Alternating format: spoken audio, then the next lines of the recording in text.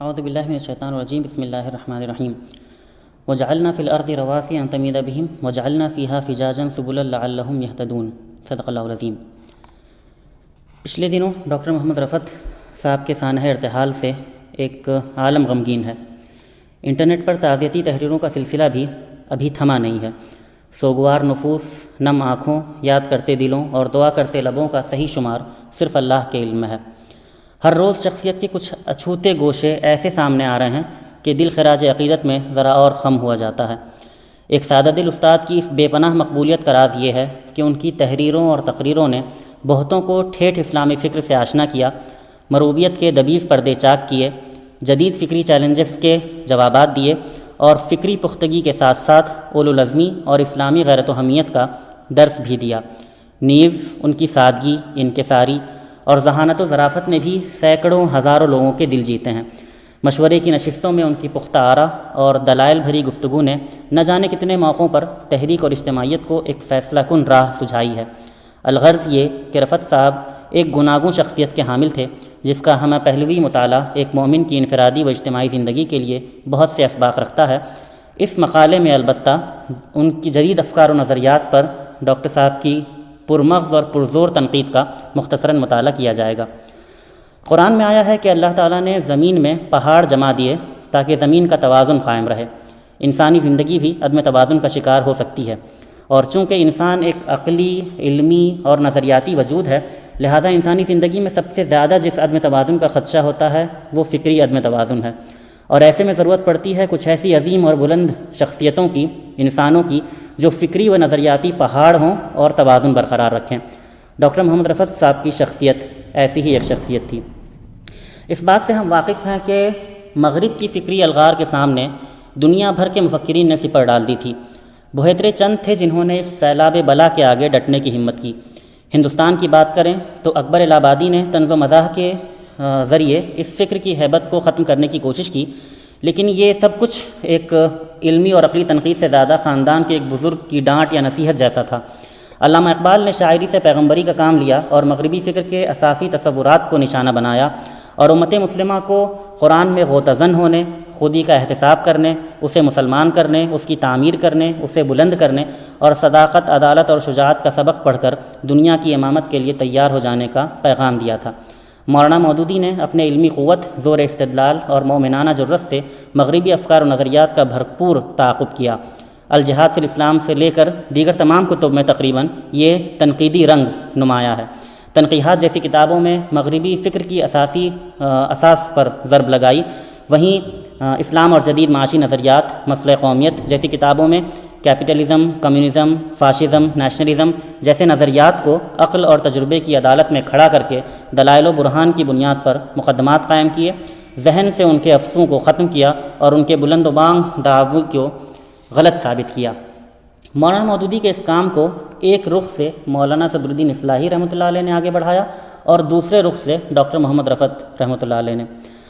Doctor محمد رفعت صاحب نے اپنی تحریروں میں سیکولرزم اور جمہوریت کا تفصیلی تجزیہ پیش کیا ہے۔ اس کے محرکات اور تاریخ کے ساتھ ساتھ اس کے ماڈرن مینیفیسٹیشنز کا جائزہ بھی کامیابی سے لیا ہے اور ہندوستان کے تناظر میں بھی ان سے بحث کی ہے۔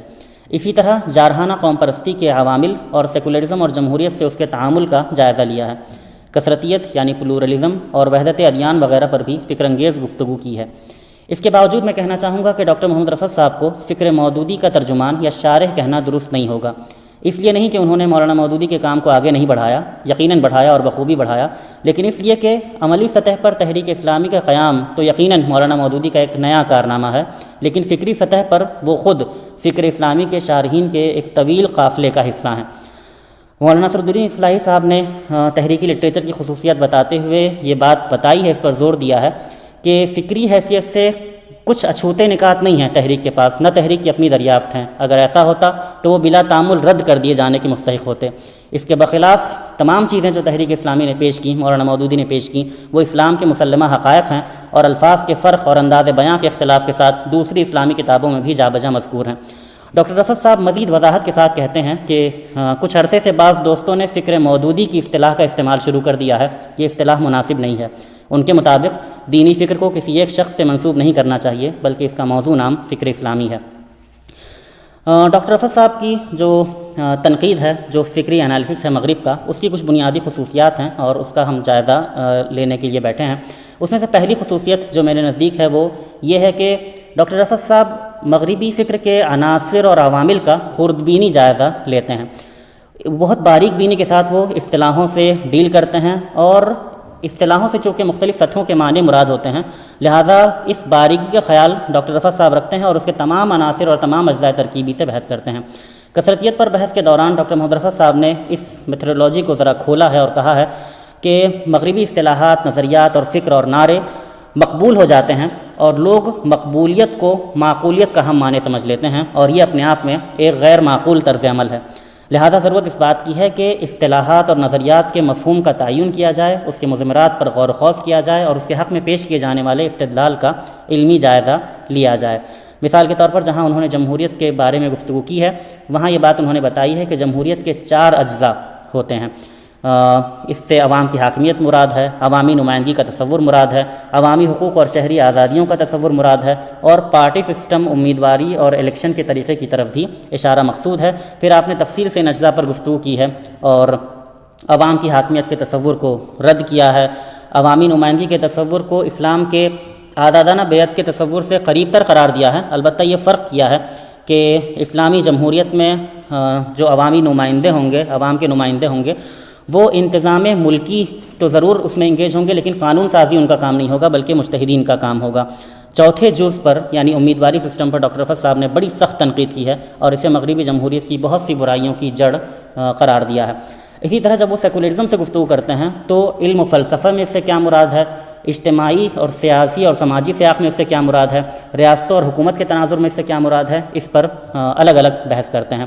اور معنی و مفہوم اور اس مقتضیات پر تفصیلی بحث کر کے یہ نتیجہ اخذ کرتے ہیں کہ اجتماعی معاملات میں ہدایت الہی سے گریز کر کے انسانی عقل اور تجربے پر انحصار کرنے کا یہ نظریہ جو سیکولرزم کہلاتا ہے نامعقول ہے، کیونکہ انسانی عقل اور تجربہ محدود ہے اور ہدایت کے لیے ناکافی ہے۔ انسانی عقل میں باہم اختلافات ہیں اور تجربہ یہ بتاتا ہے کہ اکثریت کی رائے ہمیشہ صحیح نہیں ہوتی۔ انسانی عقل خود خواہشات سے متاثر ہو جاتی ہے، اور مذاہب اگر متعدد ہیں تو سیکولر فلسفے بھی متعدد ہیں، چنانچہ سوسائٹی کے انتشار کا مسئلہ سیکولر ریاست کے قیام سے حل نہیں ہوتا۔ اسی طرح رفعت صاحب اس بات میں ماہر ہیں کہ مختصر الفاظ میں بڑی بڑی باتوں کی طرف اشارہ کر دیں، بڑی بڑی باتیں کہہ دیں۔ ایک جگہ کہتے ہیں جارحانہ قوم پرستی کا ذکر کرتے ہوئے کہ دور حاضر میں اکثر ریاستیں اپنے تصور کے مطابق نیشن اسٹیٹ ہیں۔ یہاں اپنے تصور کے مطابق بڑا معنی خیز ہے، جس سے اس حقیقت کی طرف اشارہ مقصود ہے کہ نیشن کا تصور اپنے آپ میں مستحکم بنیادوں پر قائم نہیں ہے بلکہ ایک خیالی حیولہ ہے، اور اس بات کی طرف مغربی مفکرین نے بھی اشارہ کیا ہے۔ مثال کے طور پر بینیڈکٹ اینڈرسن خود نیشنل کمیونٹیز کو امیجنری کمیونٹیز قرار دیتے ہیں۔ پلورلزم پر جب بات کرتے ہیں رفعت صاحب تو یہی اسی طرح باریک بینی کے ساتھ جائزہ لیتے ہیں اس نعرے کا، بتاتے ہیں کہ یہ اصطلاح اپنے آپ میں نیوٹرل نہیں ہے۔ اس سے صرف اس امر واقعہ کی طرف اشارہ مقصود نہیں ہے کہ ملک میں بہت ساری قوموں کے اور بہت سارے کمیونٹیز کے ماننے والے لوگ رہتے ہیں، بلکہ کثرت کے سلسلے میں ایک رویے کا نام کثرتیت ہے، پلورلزم ہے، اور اس کے جو عناصر ہیں اس میں رواداری، اقلیتوں کے تہذیبی روایت کا تحفظ، تہذیبی اکائیوں کا حق خود اختیاری، سیاسی اقتدار کا ایک گروہ میں مرتکز نہ ہونا اور تنوع کو پسندیدہ قرار دینا وغیرہ شامل ہے۔ اس سلسلے میں تنقیدی جائزہ لیتے ہوئے وہ رواداری اور تہذیبی آزادی کو تو اسلامی قدروں کے مطابق قرار دیتے ہیں، آگے بڑھ کر کہتے ہیں کہ تہذیبی آزادی کے معاملے میں اسلام جس وسیع نظری اور وسیع ظرفی کا حامل ہے، دور جدید کے مفکرین اس تک نہیں پہنچ سکے ہیں، لیکن تنوع پر اختلاف کرتے ہوئے کہتے ہیں، اس کا جائزہ لیتے ہوئے کہتے ہیں کہ تنوع کی 2 قسمیں ہیں۔ ایک تنوع جو اللہ کی نشانی ہے کہ انسانوں میں رنگ کی بنیاد پر، نسل، علاقے اور زبان کی بنیاد پر فرق ہوتے ہیں، وہ قدرتی بات ہے اور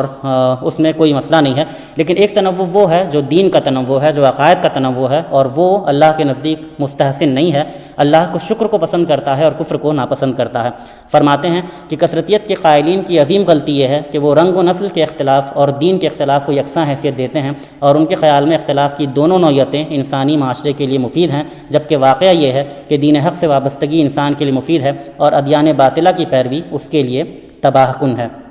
اسی طرح سرو دھم سمبھاؤ یا وحدت ادیان کے تعلق سے گفتگو کرتے ہیں، اس کے محرکات کا جائزہ لیتے ہیں، اور وہ تمام چیزیں تفصیلات کے لیے ان کی کتابوں سے ہم رجوع کر سکتے ہیں۔ انٹرفیت ڈائلاگ کے بارے میں جب بات کرتے ہیں تو ڈائلاگ کا مفہوم متعین کرتے ہیں اور کہتے ہیں کہ یہ صرف گفتگو کے معنی میں استعمال نہیں ہوتا، بلکہ اس کا مطلب دو مختلف نقطہ نظر کے درمیان مفاہمت کے لیے کی جانے والی گفتگو اس سے مراد ہے، لہٰذا اس اصطلاح سے پرہیز ہونا چاہیے۔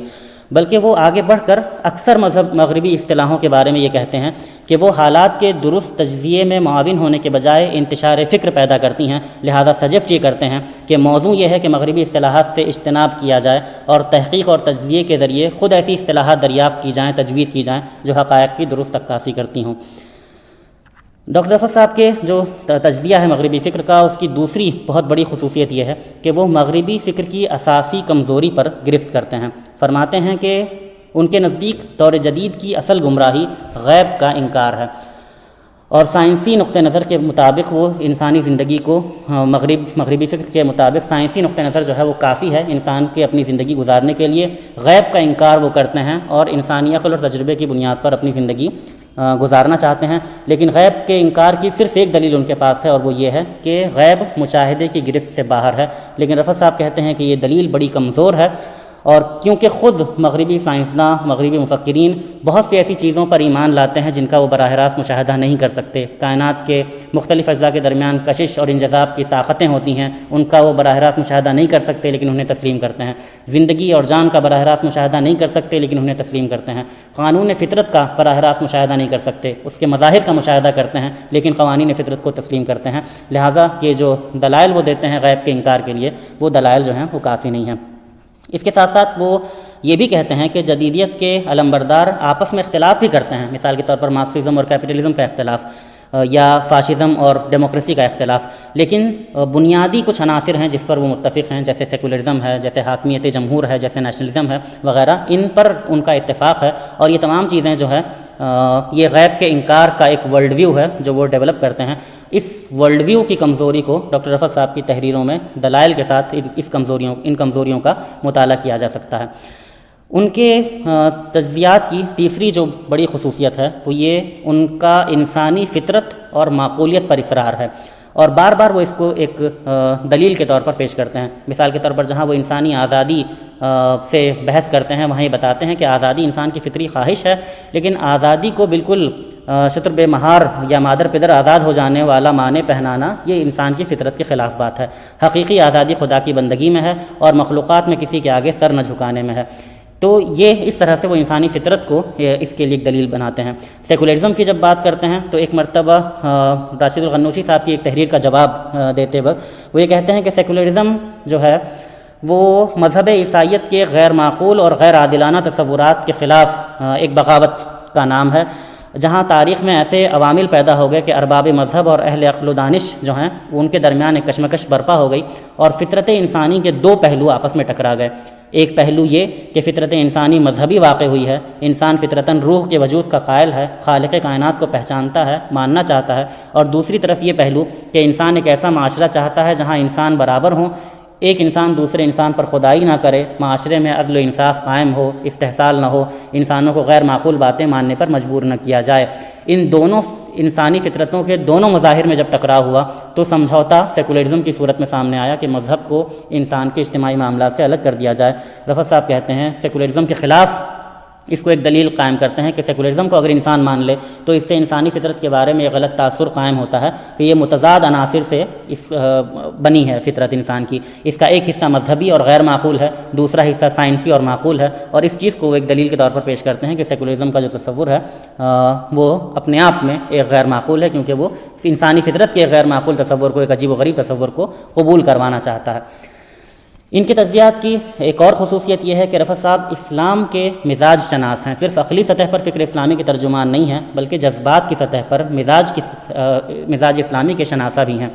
ایک جگہ کہتے ہیں کہ موجودہ جمہوریت کی زبان میں عوامی نمائندے ان کو کہا جاتا ہے جو عوام کی امنگوں یا خواہشات کے ترجمان ہوں۔ اسلام اس طرز فکر سے اتفاق نہیں کرتا۔ اس کے نزدیک حکمرانوں کا کام عوامی خواہشات کی پیروی نہیں ہے بلکہ حق کی پیروی ہے۔ چنانچہ عوامی نمائندوں کی اصطلاح اسلامی مزاج کی صحیح نمائندگی نہیں کرتی۔ دور جدید کی اسلامی ریاستیں اس اصطلاح کے بجائے عوام کے معتمد علیہ افراد کی اصطلاح استعمال کر سکتی ہیں۔ اسی طرح جب وہ جمہوریت میں امیدواری سسٹم پر تنقید کرتے ہیں تو کہتے ہیں کہ اسلام کے مزاج سے یہ زیادہ مطابقت رکھتا ہے کہ کوئی شخص خود اپنے آپ کو حکمرانی کے لیے پیش کرنے کے بجائے علم، صلاحیت اور کردار کے لحاظ سے موزوں افراد کا نام کچھ معتبر ادارے پیش کریں اور پھر رائے شماری کے ذریعے باوثوق ذرائع کے ذریعے عوام کی ترجیح معلوم کر لی جائے۔ ان کے تجزیات کی ایک خصوصیت یہ بھی ہے کہ اس میں اصول پسندی بھی ہے اور حقیقت پسندی بھی ہے۔ وہ صرف تصوراتی اور خیالی اور فلسفیانہ دنیا میں نہیں بستے تھے بلکہ ان کی تحریروں میں جہاں فکری بلندی ملتی ہے وہیں عملیت اور حقیقت پسندی بھی نظر آتی ہے۔ یہ دوسری بات ہے کہ پریگمیٹزم کے نام پر وہ اصولوں کا سمجھوتا نہیں کرتے ہیں۔ چنانچہ جمہوریت کا تنقیدی محاکمہ کرنے کے ساتھ ساتھ انہوں نے اس بات کو بھی نوٹ کیا ہے کہ دور حاضر میں جمہوریت ایسے رجحان کا نام ہے جو آمریت، بادشاہی، مطلق العنانی، ظلم، جبر اور لاقانونیت کے خلاف آزادی، مساوات، قانون کی حکمرانی اور حریت افکار کی تائید کرتا ہے۔ یہ الگ بات ہے کہ مغربی مزاج کی بے اعتدالی نے اس جمہوری رجحان کو بھی فساد زدہ کر دیا ہے، لیکن رفعت صاحب اسے ایک اصولاً درست رجحان قرار دیتے ہیں، اور اس ضمن میں اگر ان کے مشوروں کو نکاتوار درج کیا جائے تو آپ یہ دیکھ سکتے ہیں کہ وہ کس قدر عملی ہیں اپنے آپ میں۔ کہتے ہیں کہ اہل ایمان کو ہدایت الہی کی روشنی میں جمہوری نظریے اور عمل کے اندر ضروری اصلاحات تجویز کرنی چاہیے، کوشش کرنی چاہیے کہ حقوق اور آزادی ہدایت الہی اور آفاقی اخلاقی قدروں کے تابع ہوں۔ ملک کا نظام عوام کے جن حقوق کو، جائز حقوق کو تسلیم کرتا ہو ان میں کمی کی ہر کوشش کی مزاحمت ہونی چاہیے۔ ہر ایسی تجویز کی تائید ہونی چاہیے جس کے تحت عوام کو ان کے جائز حقوق ملیں۔ جس ملک میں الیکشن ہوتے ہوں اور جمہوری نظام خواہ رسماً قائم ہو وہاں ہر ایسی تجویز کی مزاحمت کی جانی چاہیے جس کا منشا آمریت یا ڈکٹیٹرشپ کا قیام ہو۔ جس ملک میں آمرانہ نظام قائم ہو وہاں ان تجاویز کی تائید کرنی چاہیے جس سے جمہوری طرز پر الیکشن ہونے اور انسانوں کو ان کے جائز حقوق اور آزادیاں ملنے کی راہیں ہموار ہو۔ ڈاکٹر رفعت صاحب جو مسلمانوں کے لیے لائحہ عمل تجویز کرتے ہیں وہ عملی ہونے کے ساتھ ساتھ، پریگمیٹک ہونے کے ساتھ ساتھ خیر امت کے منصب کے شایع نشان بھی ہوتا ہے۔ چنانچہ سیکولر ریاست کے مسلمان شہریوں کو ڈاکٹر رفعت صاحب بھی مشورہ دیتے ہیں کہ وہ دعوت دین کے فریضے پر اپنی توجہ مرکوز کریں، برادران وطن کے ساتھ ساتھ ملک کے اجتماعی اداروں کے ساتھ ساتھ ریاست کو بھی اپنا مخاطب بنائیں اور یہ واضح کریں کہ انفرادی و اجتماعی زندگی کی فلاح ہدایت الہی کو تسلیم کر لینے میں ہے۔ معروف کے فروغ اور منکر کے ازالے کی کوشش کریں کہ یہ امت مسلمہ کا دائمی کام ہے۔ تحفظ کے کام کو، تحفظ ملت کے کام کو بھی اس نہج پر کریں کہ وہ دعوت دین کو فروغ دینے والا ہو۔ چنانچہ پرسنل لا کو کافی نہ سمجھیں بلکہ کوشش کریں کہ دین پر عمل کی آزادی کا دائرہ وسیع ہوتا چلا جائے، دین پر عمل کی آزادی کو محدود کرنے والے اقدامات کی مخالفت کریں۔ اپنی تحریروں میں وہ سیکولر اسٹیٹ کا متبادل بھی پیش کرتے ہیں کہ لوگوں کے ذہن میں یہ بات نہیں آتی کہ اگر ایک کثیر سماج میں، کثرتیت والے سماج میں سیکولر اسٹیٹ نہیں ہوگا تو کیا ہوگا، وہ اس کا متبادل پیش کرتے ہیں۔ پرسنل لا کے بچاؤ کے لیے لوگ دستور کا حوالہ دیتے ہیں، سیکولرزم کا حوالہ دیتے ہیں، اسلامی مزاج کے حساب سے کیا رسپانس ہو سکتا ہے اس کا وہ بتاتے ہیں کہ ہم اسلام سے دستبردار نہیں ہو سکتے اور کس طرح اللہ کی حاکمیت کو پیش کرنا ہے کہ یہ پرسنل لا جو ہے یا اسلام کی جو تعلیمات ہیں وہ اسلامی شریعت سے ماخوذ ہے جو اللہ کا حکم ہے اور مسلمان اس سے دستبردار نہیں ہو سکتے، لہٰذا اس دستبرداری کا مطالبہ کرنا معقول نہیں ہے۔ اس کے برخلاف انسانوں کو مجبور کرنا کہ وہ اپنے عقائد اور تصورات کے خلاف جا کر اکثریت کی مرضی کی پیروی کریں ایک نامعقول طرز عمل ہے۔ ان چیزوں کا مطالعہ ہم کر سکتے ہیں۔ آخری جو خصوصیت مجھے بیان کرنی ہے رفعت صاحب کے جو مغربی فکر پر وہ ڈیل کرتے ہیں یا بات کرتے ہیں، اس میں یہ ہے کہ وہ خود اعتمادی کے ساتھ فکر مغرب کا محاکمہ کرتے ہیں، پوری خود اعتمادی کے ساتھ مغرب پر تنقید کرتے ہیں، اور خدا اعتمادی سے رفعت صاحب کی فکر میں یہ جو خود اعتمادی پیدا ہوئی ہے اس کی وجہ سے انہیں وہ کچھ نظر آتا ہے جو بہتوں کی گرفت میں نہیں آ پاتا۔ انہوں نے بتایا کہ 19ویں صدی میں مارکسزم کے بعد سے مغربی تہذیب نے کوئی نیا اجتماعی نظریہ پیش نہیں کیا ہے، اسے وہ مغربی تہذیب کی فکری موت سے تعبیر کرتے ہیں۔ مغربی تہذیب کا تجزیہ کرتے ہوئے وہ اس کے محرکات کا جائزہ بھی لیتے ہیں، کہتے ہیں کہ اس تہذیب کو پروان چڑھنے کے لیے ایک منفی اور ایک مثبت محرک اس میں کار فرما رہا ہے۔ منفی محرک جو ہے وہ عیسائیت کی عقل دشمنی، کلیسا کا ظالمانہ اقتدار اور شاہی نظام ظلم و جبر کے خلاف بغاوت کا جذبہ تھا، اور مثبت محرک یہ غلط یقین تھا کہ انسانی عقل اور تجربے کی شکل میں یا بالفاظ دیگر سائنس کی شکل میں انسانوں نے ایک یقینی اور محکم ذریعہ علم پر دسترس حاصل کر لی ہے۔ ڈاکٹر رفعت صاحب کے مطابق منفی محرک جو تھا وہ تو صحیح تھا، کیونکہ چرچ کا جو مظالم تھے یا عیسائیت کی غلط تعبیر تھی وہ بالکل انسانوں کو گمراہ کرنے والی تھی، لیکن جو مثبت محرک تھا یعنی سائنس کو ایک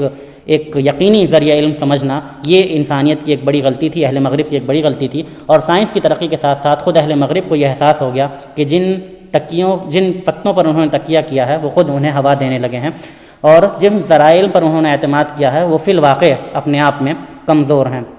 ان میں سے بہت سی باتیں مشاہدات کے بجائے مفروضات پر مبنی ہیں، خصوصاً جب آئنسٹائن نے ریلیٹیوٹی کا نظریہ پیش کیا یا دیگر سائنسدانوں نے کوانٹم تھیوری وغیرہ پیش کیا تو جدید سائنسدانوں کو اس یقین سے محروم کر دیا جو انہیں پہلے حاصل تھا۔ سوشل سائنس کی بات کریں تو یہ یقین اول روز سے فیل ہوا، اور یہ کہنا مبالغہ نہ ہوگا کہ فطرت انسانی آج بھی مغربی مفکرین اور فلاسفہ کے لیے ایک لا ینحل معمے کی حیثیت رکھتی ہے۔ جب ڈاکٹر صاحب مابعد جدیدیت پوسٹ ماڈرنزم کا مطالعہ کرتے ہیں تو کہتے ہیں کہ یہ کسی متعین اور مربوط فلسفے یا طرز فکر کا نام نہیں ہے، بلکہ تمام نظریات کے انکار کا نام ہے۔ دراصل اب مغربی انسان حق کی تلاش میں ناکامی کے بعد مایوس ہو چکا ہے، چنانچہ اس نے اعلان کر دیا ہے کہ حق نام کی کوئی شے موجود ہی نہیں ہے۔ اسی مکمل مایوسی کے اظہار کا نام پوسٹ ماڈرنزم ہے، یہ بھی ایک قسم کا